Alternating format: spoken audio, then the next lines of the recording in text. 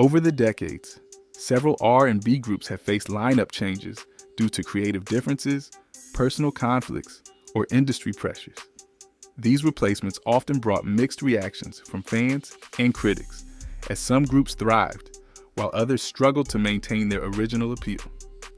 Here's a look at some R&B groups that made headlines for replacing their original members. Destiny's Child. Destiny's Child, an iconic American girl group, began their musical journey under the name Girls' Tyme. Formed in 1990 in Houston, Texas, the original lineup consisted of Beyonce Knowles, Kelly Rowland, Latavia Robertson, and LaToya Luckett. Despite their early start, the group faced challenges in achieving significant success. They initially gained attention with their energetic performances and talent, but struggled to break into the mainstream music scene. The turning point for Destiny's Child came in 1997 when they were signed to Columbia Records and rebranded as Destiny's Child. The name change marked a fresh start and a new direction for the group.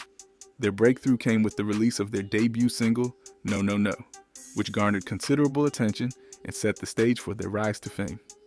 The single's success was instrumental in establishing Destiny's Child as a major force in the music industry.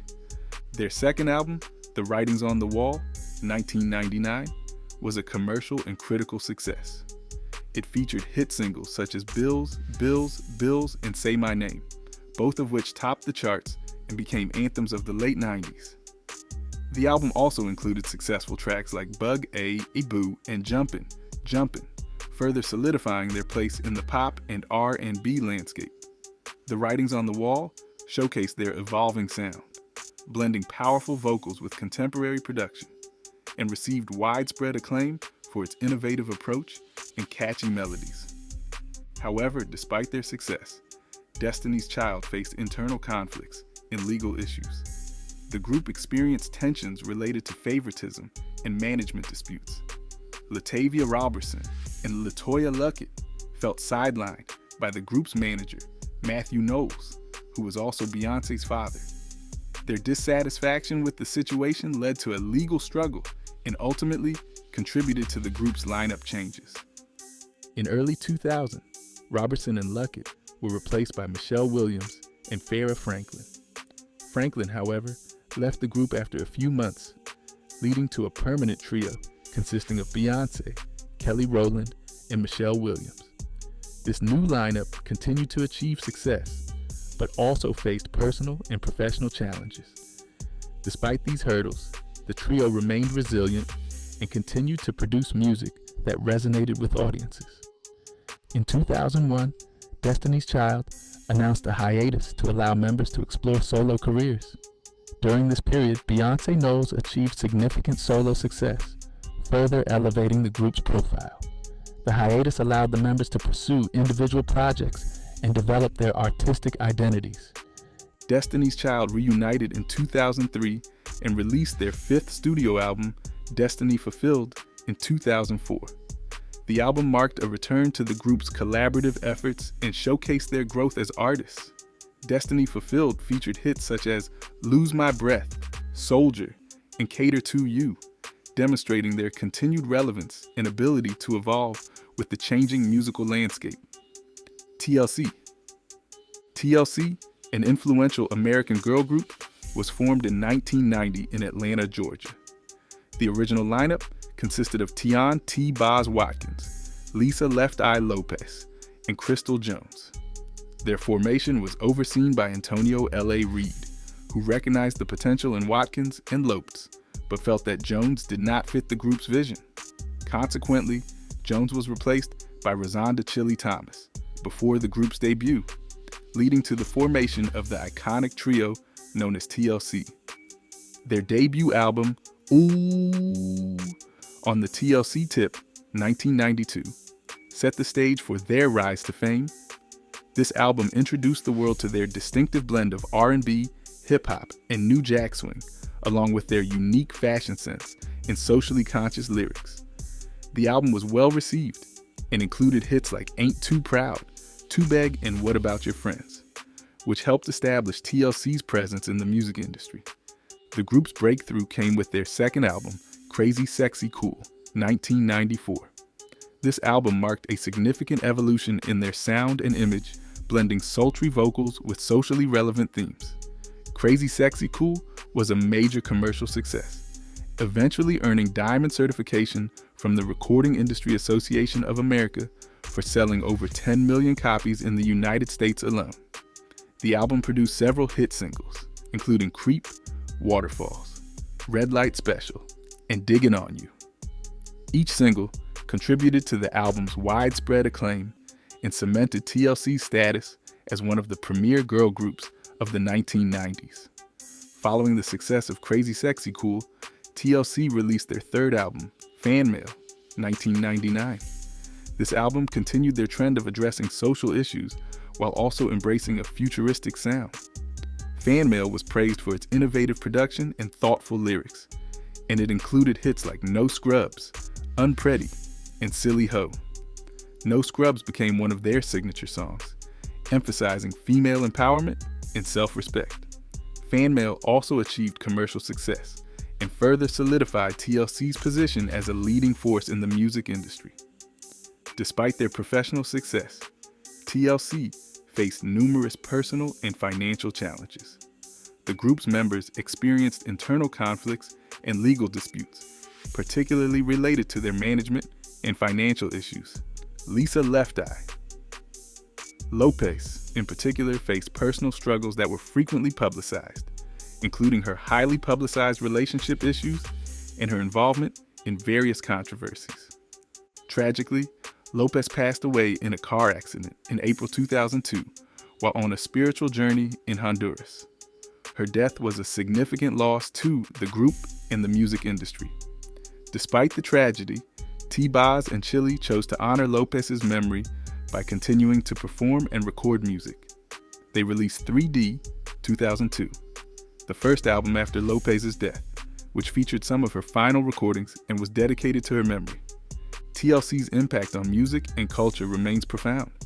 They are recognized for their distinctive style, powerful messages, and trailblazing approach to the music industry. With over 65 million records sold worldwide, TLC holds the title of the best-selling American girl group of all time. Their influence extends beyond music.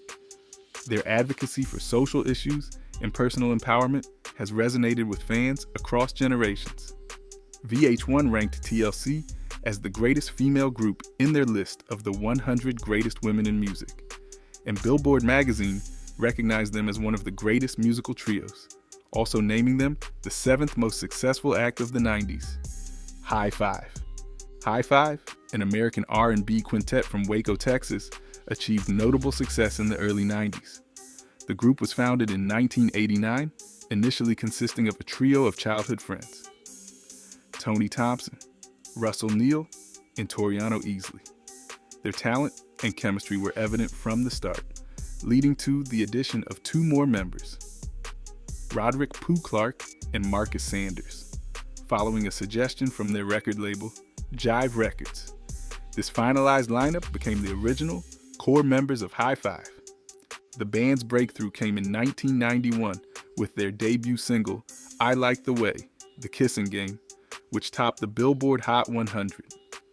This success was propelled by their smooth R&B sound and infectious melodies, which resonated well with audiences at the time.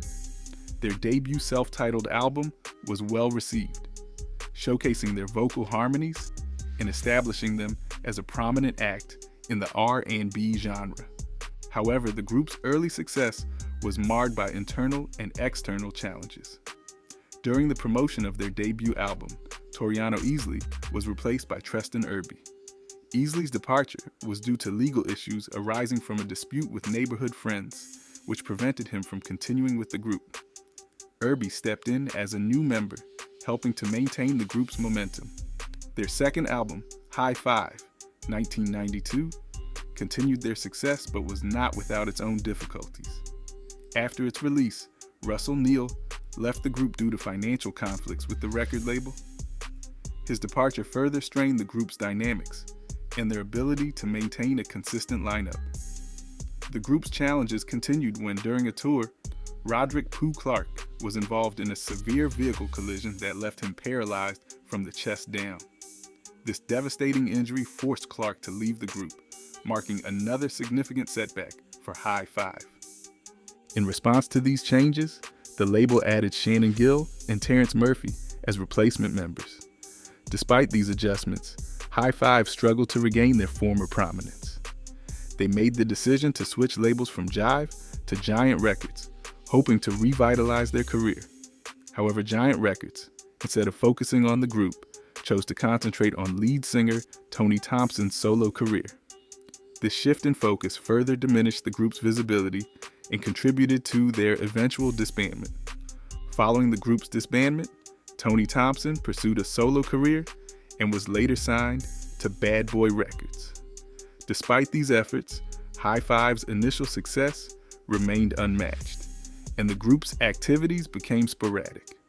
In 2005, without consulting the original members, High Five reformed with new members, but this revival did not capture the same level of success as the original lineup. The Temptation. By the end of the 1960s, The Temptations, an iconic American soul and R&B group, had solidified their status as one of the most influential acts of the era. Known for their sophisticated choreography, harmonies, and charismatic performances, the group achieved significant commercial success with a string of hit singles that defined their era. Their notable hits included The Way You Do the Things You Do, My Girl, Get Ready, Ain't Too Proud to Beg, I Know, I'm Losing You, and Cloud 9, among others. Temptations' success during this period was marked by their innovative approach to soul music and their collaboration with the legendary Motown producer Norman Whitfield. Whitfield's production, combined with the group's evolving sound and dynamic performances, contributed to their string of hits. Songs like My Girl, written by Smokey Robinson and Ronald White, and Cloud 9, which marked their embrace of psychedelic soul, showcased their versatility and ability to adapt to the changing musical landscape. Despite their success, internal tensions began to surface within the group. David Ruffin, who was a prominent member and lead vocalist on many of their hits, became increasingly difficult to manage. Ruffin's attitude and behavior, characterized by a sense of entitlement and a tendency to overshadow the other members, led to growing conflicts.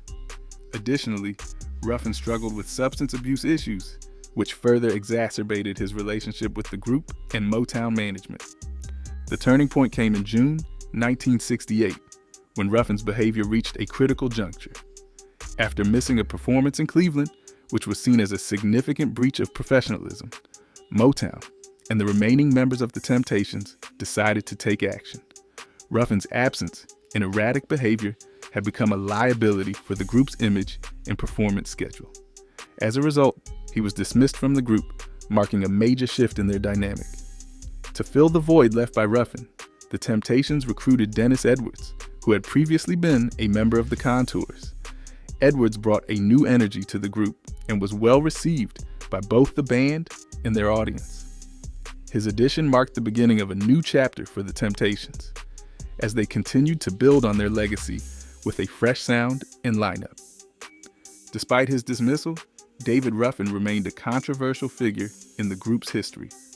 He continued to appear at and disrupt some of their performances, creating a tense atmosphere between him and the remaining members. Ruffin's actions highlighted the complexity of his relationship with the Temptations and underscored the challenges that come with managing a successful group. The impact of Ruffin's departure was significant, but the Temptations adapted and continued to thrive. With Dennis Edwards, the group produced a series of successful albums and singles, including Papa Was a Rolling Stone, which became one of their most enduring hits. The Temptations' ability to evolve and maintain their success in the face of internal and external challenges demonstrated their resilience and talent. Rolling Stone. Brian Jones, a founding member of the Rolling Stones, played a pivotal role in the formation and early success of the legendary rock band. Formed in 1962 in London, the Rolling Stones were named by Jones after Muddy Waters' song Rollin' Stone. reflecting Jones's deep connection to blues music and his desire to honor its roots. The group quickly gained attention with their raw sound and dynamic performances, setting the stage for a career that would revolutionize rock and roll. Jones was known for his role as the band's musical innovator. While Mick Jagger and Keith Richards became the primary songwriting duo of the Stones, Jones contributed significantly to the band's distinct sound through his adventurous approach to instrumentation. His interest in incorporating unconventional instruments into their music was a defining characteristic of the Rolling Stones' early work. One notable example is the use of the sitar in the song Paint It Black, which was one of the first instances of a rock band using Indian instruments to create a new sonic texture. Beyond his contributions to the Rolling Stones, Jones was involved in other creative endeavors. In 1967, he scored the film A Degree of Murder, showcasing his talents as a composer. Additionally, Jones recorded and produced Brian Jones Presents the Pipes of Pawn at Jojuka, an album featuring traditional Moroccan music recorded in 1968. This project highlighted Jones's fascination with world music and his efforts to explore and incorporate diverse musical influences. Despite his musical brilliance, Jones's time with the Rolling Stones was marred by personal and professional challenges. His increasing dependence on substance and erratic behavior created tension within the band. His relationship with his girlfriend, Anita Pallenberg, further complicated matters when she left him for Keith Richards in the spring of 1967. This personal betrayal contributed to Jones's growing estrangement from his bandmates. Jones's substance misuse issues also had legal and practical repercussions. By 1969, his frequent substance-related arrests made it difficult for him to travel, which posed a significant problem for the Rolling Stones as they prepared for their planned U.S. tour. The band's management and members decided that Jones's continued presence was untenable, leading to his dismissal from the group. Officially, Jones was allowed to announce his departure as a resignation, but it was clear that his removal was driven by necessity rather than choice. In place of Jones, the Rolling Stones brought in Mick Taylor, formerly of John Mayall's Blues Breakers. Taylor's addition marked a new chapter for the band, and his guitar work became an integral part of the Stones' sound during the late 60s and early 70s. Brian Jones's departure from the Rolling Stones was followed by a tragic and untimely death. Less than a month after leaving the band, Jones was found dead at the age of 27 in the swimming pool of his Crotchford farm estate. His death, officially ruled as a drowning, added to the mystique and tragedy surrounding the lives of rock stars from that era. Jones's legacy, despite the tumultuous end to his career, remains significant. His innovative approach to music and his role in the formation of the Rolling Stones have left an enduring impact on rock music. His contributions to the band's early sound and his explorations into diverse musical styles continue to be celebrated by fans and historians alike. The Beatles. Pete Best's association with the Beatles is a notable chapter in the band's history, marked by both early promise and subsequent controversy. Best was not the original drummer for the Beatles. Instead, he followed two predecessors, Tommy Moore and Norman Chapman, who played briefly with the band in its formative years. Tommy Moore was the Beatles' first drummer in 1960, a period when the band was still evolving and securing its early lineup. Moore's tenure was short-lived, and he was replaced by Norman Chapman. Chapman also had a brief stint with the band before Pete Best, who joined the Beatles in August 1960. Best's audition was successful, and he became a key part of the band's lineup as they embarked on their first major residency in Hamburg, Germany. The Hamburg residency was crucial for the Beatles' development. During this period, they honed their performance skills and developed a strong stage presence, which significantly contributed to their later success. Best was an integral part of this phase, and his drumming was a significant factor in the band's energetic and engaging live performances. However, Best's time with the Beatles was not without challenges. By mid-1962, the band had begun to experience internal tensions, particularly regarding their sound and direction. Producer George Martin, who was brought in to oversee the Beatles' first recording sessions for EMI in June 1962, was notably dissatisfied with Best's drumming. Martin's concerns were compounded by the fact that the remaining members of the band, John Lennon, Paul McCartney, and George Harrison, were already contemplating a change in their lineup. The decision to replace Best was not taken lightly. The Beatles' manager, Brian Epstein, was tasked with delivering the difficult news to Best. In August 1962, Epstein informed Best that he was being replaced by Ringo Starr, who had been playing with Rory Storm in the Hurricanes. Ringo Starr's drumming style was seen as a better fit for the band's evolving sound and the expectations of their record producer. The transition caused some initial consternation among fans and within the band. Best's departure was a significant moment, as it marked a shift in the group's dynamic. Despite the initial discomfort, the change was ultimately embraced by the fans. Ringo Starr's arrival helped solidify the Beatles' lineup and contributed to the group's distinctive sound, which would soon lead to their unprecedented success. Following his departure from the Beatles, Pete Best continued his career in music, performing with various bands and maintaining a presence in the Beatles fan convention circuit. His role in the band's early history remained a point of interest for fans and historians alike. Best's story is often viewed as a poignant reminder of the turbulent and sometimes harsh realities faced by musicians in the industry. The Clash. The Clash, an influential British punk rock band, experienced several lineup changes throughout their career, particularly among their drummers. However, the departure of Mick Jones, one of the band's founding members and a key figure in their sound, was one of the most significant and tumultuous events in their history. Mick Jones was a vital force in The Clash, contributing as both a singer and guitarist. His songwriting and performance style were instrumental in shaping the band's distinct sound and image. The Clash had achieved considerable success with their 1982 album Combat Rock, which featured hits like Should I Stay or Should I Go and Rock the Casbah. The album was a commercial triumph, and its success elevated the band's profile internationally. Despite the success of Combat Rock, internal tensions began to mount within the band.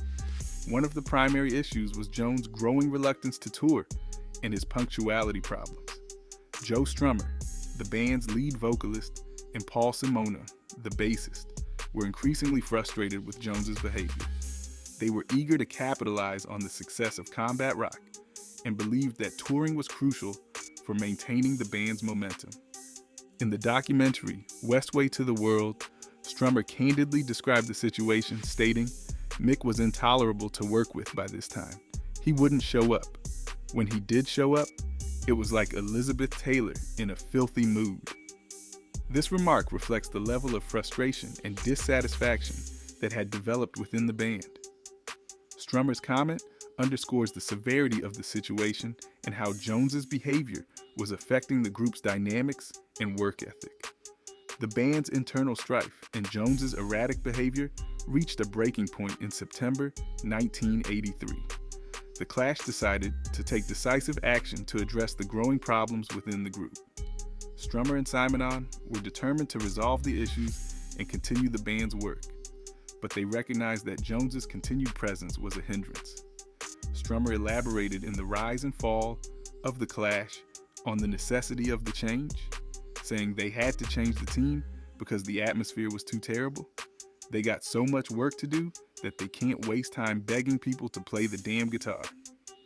In response to Jones's departure, The Clash brought in two new guitarists, Nick Sheppard and Vince White. This change marked a significant shift in the band's lineup and approach. Sheppard and White were brought on board to fill the void left by Jones, and their addition represented a new chapter for The Clash. However, the dynamics and creative chemistry of the band had already been deeply affected by the internal conflicts and Jones's departure. The impact of Jones's exit was profound.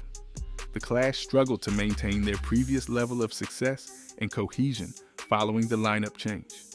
The band's subsequent albums and efforts did not achieve the same level of critical or commercial success as their earlier work. The departure of Jones, coupled with the band's evolving dynamics and external pressures, contributed to the eventual dissolution of The Clash in 1986. Motley Crue. The departure of Vince Neil from Motley Crue in the early 90s marked a significant turning point in the band's history, particularly following the immense success of their 1989 album, Dr. Feelgood. This album, which went 6 times platinum, solidified Motley Crue's position as one of the leading bands in the glam metal genre and set high expectations for their future work. However, internal conflicts and personal differences led to a dramatic shift in the band's lineup. As Dr. Feelgood was still enjoying commercial success, Vince Neil, the band's charismatic frontman, decided to leave Motley Crue. The circumstances surrounding his departure have been a subject of debate and speculation. Neil himself has contributed to the confusion, stating in a 2023 interview with Billboard, they just weren't getting along. Maybe he said he quit, or maybe they fired him. This comment highlights the chaotic nature of the situation and the lack of clear communication or resolution during this period. Neil's departure, whether initiated by him or the band, was a significant loss for Motley Crue. He was a central figure in the band, known for his energetic performances and distinctive voice. His exit led to the recruitment of John Corabi, who was brought in as the new lead singer. Corabi's arrival marked a major shift in the band's sound and image. The self-titled album, released with Corabi in 1994, represented a departure from the glam metal sound that had defined Motley Crue's earlier work. The album, while receiving mixed reviews at the time of its release, has gained a more favorable reputation over the years. It showcased a heavier and more mature sound, reflecting the changes in the band's lineup and musical direction. Despite its critical reassessment, the album did not achieve the commercial success of its predecessors, and the change in lead singer did not resonate as strongly with fans who had grown accustomed to Neil's presence. The period following Corabi's tenure saw Motley Crue experiencing both internal and external challenges. The band struggled with the shifting music landscape of the mid-90s, which was moving away from the glam metal style that had been their hallmark. The departure of Corabi and the return of Vince Neil in 1997 marked a significant turning point for the band. Neil's return was a pivotal moment for Motley Crue, signaling a return to the classic lineup that had been so successful in the 80s. The reunion of the original members, including Neil, Nikki Sixx, Mick Mars, and Tommy Lee, revitalized the band's career and led to a renewed focus on their iconic sound. Motley Crue's subsequent projects and tours benefited from the restored lineup, and Neil's return was seen as a key factor in the band's resurgence. Van Halen.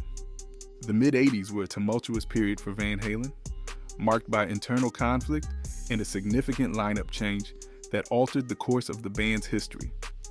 This upheaval was largely driven by the dynamic between lead singer David Lee Roth and the rest of the band, particularly guitarist Eddie Van Halen, who famously referred to the issue as LSD, lead singer's disease.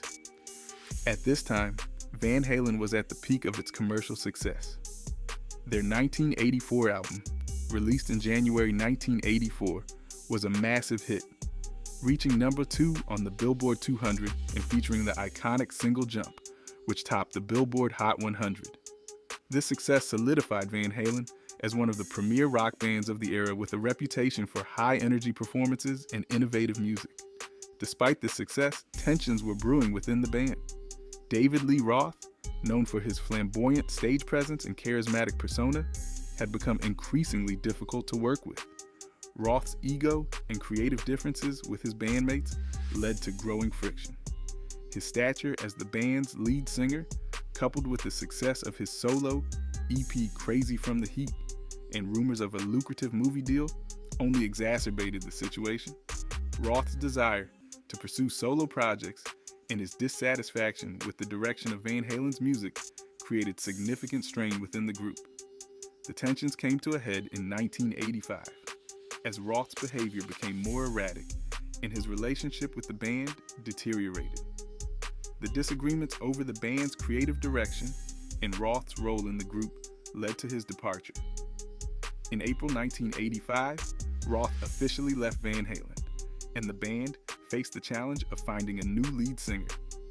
The choice of Sammy Hagar as Roth's replacement marked a major turning point for Van Halen. Hagar, formerly of Montrose and known for his successful solo career, was brought in to fill the void left by Roth. The transition was not without its challenges, but it ultimately proved to be a successful move for the band. Van Halen's first album with Hagar, 5150, was released in March 1986 and became the band's first #1 album on the Billboard 200. The album's success demonstrated that Van Halen could continue to thrive and evolve even without Roth. 5150 featured hits like Why Can't This Be Love, Dreams, and Love Walks In, which resonated with fans and solidified Hagar's place in the band. The success of 5150 was followed by 3 more chart-topping albums: OU 812, 1988, For Unlawful Carnal Knowledge, 1991, and Balance, 1995. These albums continued to showcase Van Halen's ability to adapt and succeed in the evolving rock landscape of the late 80s and early 90s. Hagar's tenure with the band was marked by a more stable and productive creative environment, contrasting with the volatility that characterized the Roth years. Despite the success of the Hagar era, the departure of Roth left a lasting impact on Van Halen's fan base. Many fans were deeply attached to Roth's energetic and theatrical performance style, and his departure was a blow to those who had grown up with the original lineup. Roth's exit created a significant gulf between him and the band, leading to a period of discontent among some longtime fans. The relationship between Roth and Van Halen remained strained for years, with occasional reunions and reconciliations. Roth returned to the band in 1996, leading to a reunion tour and the release of the album Van Halen 3 in 1998, which featured Gary Cherone as the lead singer. However, the chemistry that had defined the Roth era was not fully recaptured, and the band's lineup continued to evolve over the years. The Genesis. Peter Gabriel's departure from Genesis in 1975 marked a significant turning point for both the band and the singer. Having been the frontman for nearly 9 years, Gabriel had played a crucial role in shaping Genesis' early sound and success. His departure came at a time when the band was riding high, thanks to their ambitious concept album, The Lamb Lies Down, on Broadway.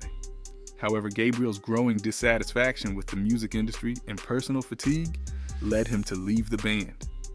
Gabriel's exit was announced during the tour for The Lamb Lies Down on Broadway, and it was a blow to both the band and their fans. Gabriel cited his disillusionment with the music business and his desire for a break as reasons for his departure. His departure left Genesis at a crossroads, facing the challenge of continuing their success without their iconic frontman. Despite the setback, Genesis decided to continue. They began the process of auditioning for a new lead singer while also starting work on their next album.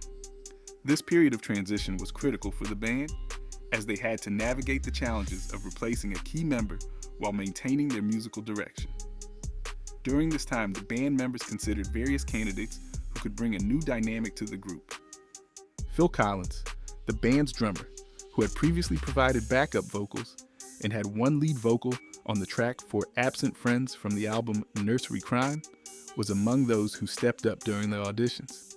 Collins, known for his distinct voice and drumming prowess, took on the role of lead vocalist for the new album. His transition from drummer to frontman was a gamble, but it ultimately paid off.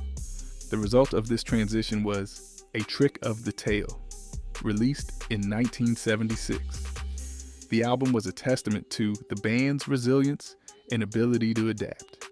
Despite Gabriel's departure, Genesis managed to produce a successful record that resonated with both fans and critics. The album's success confirmed that Collins' addition to the role of lead singer was a positive step, and it demonstrated that Genesis could continue to thrive without Gabriel. Following A Trick of the Tail, Genesis continued to build on their success with Collins as the lead singer. The band's subsequent albums, including Wind and Wuthering, 1976, and Then There Were Three, 1978, solidified their reputation as a major force in progressive rock. Genesis evolved their sound over the years, incorporating more mainstream and pop elements. Genesis reached new heights with their 1986 album, Invisible Touch, which marked a significant shift towards a more accessible, radio-friendly sound. The album produced several hit singles, including the title track, Invisible Touch, Land of Confusion, and Throwing It All Away, and became one of the band's most commercially successful records. On the other hand, Peter Gabriel embarked on a successful solo career after leaving Genesis.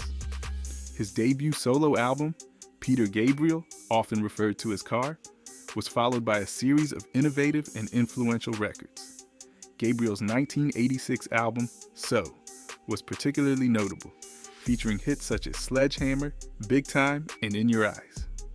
The album's success marked a high point in Gabriel's solo career and established him as a prominent artist in his own right. Both Genesis and Gabriel achieved significant milestones after their separation. Genesis' success continued with several more albums and tours, including their farewell tour, which concluded in 2022. The band's later years were marked by a combination of nostalgia and new material, and their farewell tour was influenced in part by Phil Collins' health issues, which had affected his ability to perform. What do you think of these R&B stars? Share your thoughts in the comment section below. Did you like this video?